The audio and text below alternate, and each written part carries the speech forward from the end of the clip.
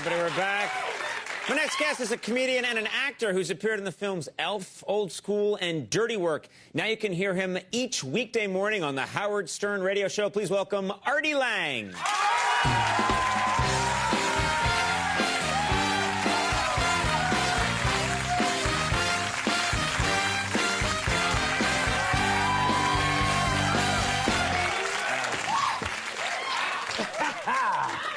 Yeah. Now, Artie, you've done so well. Have I? Yes, you have. I look it, don't I? You've hit your stride. I'm wearing the same jeans I wore at a Rush concert in 1981. I don't think they smell fine. You know, we had you on the show a number of times. Then you get the Howard Stern show, and this is you're such an integral part of that show. Now, this is a big deal for you, isn't it? This was your dream in a way. I actually dreamed of being on the Howard Stern show. I'm from a working class town in New Jersey called Union, and we used to listen to the show all the time. Right. And I listened since I was like 13. So basically, the job I have now, it's like I've become a U.S. senator. Right. Like when you go back home. Yeah, the guys that work construction will listen to the show, because I should be working construction, you know. And on the way to work, sometimes they're going to build a deck, and they hear me feeling Carmen Electra's breasts. And then I get like 20 messages that they all just want to punch me in the face. Right. Well, they're out baking in the sun. Yeah, some of my buddies even went to college. I didn't go to college, and it's like, I'm here to say to kids, you don't need it. That's a good message. It's important. It's important we get that message out there. That's right. The truth is, you can't read, can you? No, I've never read anything. Yeah.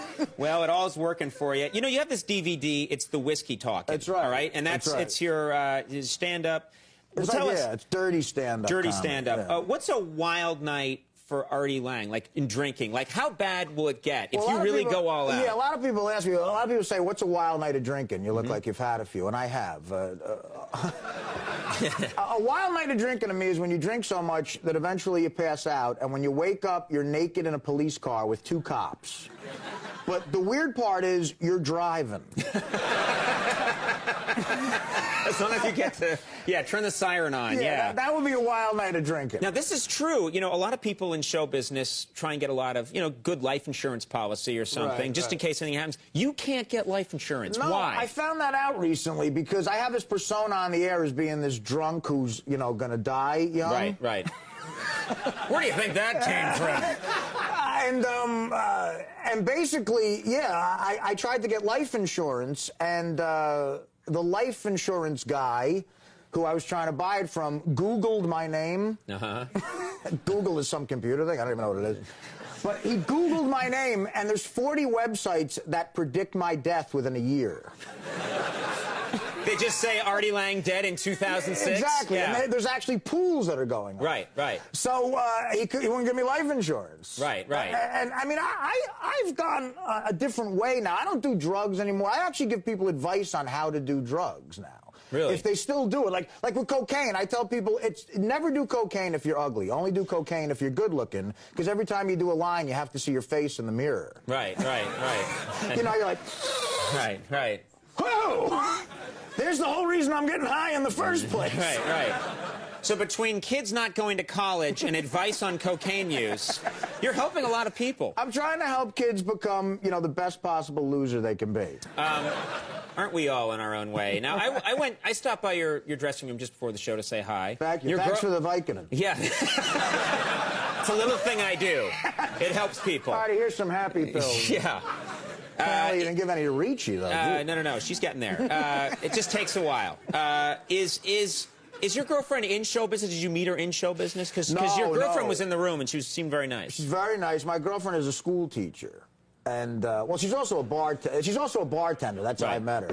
The first thing I ever said to her was, I'll take a Jack and water. It was very romantic. Right. But she also teaches school, and she teaches 8th grade science in, like, the ghetto. So she's doing God's work, my girlfriend. She comes home, and she talks about how she talked a kid out of suicide. She bought a kid shoes and all these amazing stories, and she makes no money. And then she says to me, what did you do today at work? And I say, well, I asked a stripper to fart. And I make about $500,000 a year. You know, I always think about those things. I think that either means we have a bad country or a really good country. No. For me and you, it's a good country. Yeah. For people who want to help children, it's a bad country. Yeah.